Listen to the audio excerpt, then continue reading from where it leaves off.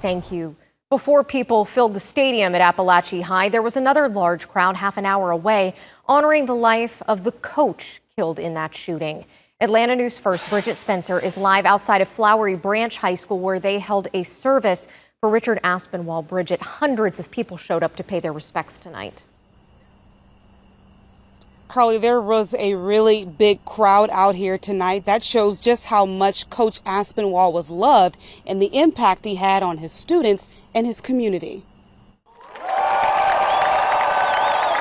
A big cheer for a man with a big personality, Richard Aspinwall. His life ended too short. We all know that. But the years were good. Ricky was good. Hundreds gathered at the Flowery Branch High School football stadium to remember the loving husband, devoted father, dedicated teacher, and coach. He dedicated his life to investing in his family and investing in young men. Coach A was one of the 4 killed in Wednesday's mass shooting at Apalachee High School. What happened to us on September the 4th not only rocked your community, it rocked our state, it rocked our nation. Everybody's grieving. Aisha Webb remembers that frantic day very clearly. Her son, a freshman at Apalachee, texted his mom the moment it happened. First reaction was, are you joking? I picked up my phone and immediately texted Ricky and my other friend that teaches in the school system, and I heard back from Megan, but I never heard from Ricky. Aspinwall left a mark on many.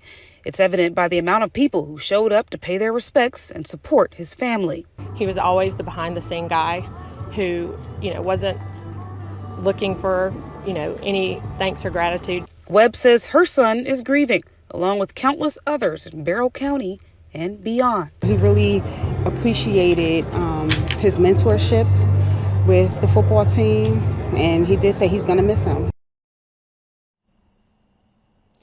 And Richard Aspinwall's wife is also an educator just like him. She teaches here at Flowery Branch High School, and it was evident by the outpouring of love and support and the sheer amount of people that were out here today that he certainly will be missed.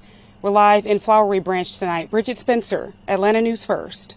He touched a lot of lives, Bridget. Thank you. Apalachee High School will be opened up tomorrow afternoon so students can retrieve their belongings. The principal sent a letter today saying school leaders are trying to determine the best way forward from here. When all other Barrow County schools return Tuesday, extra law enforcement will be at each school.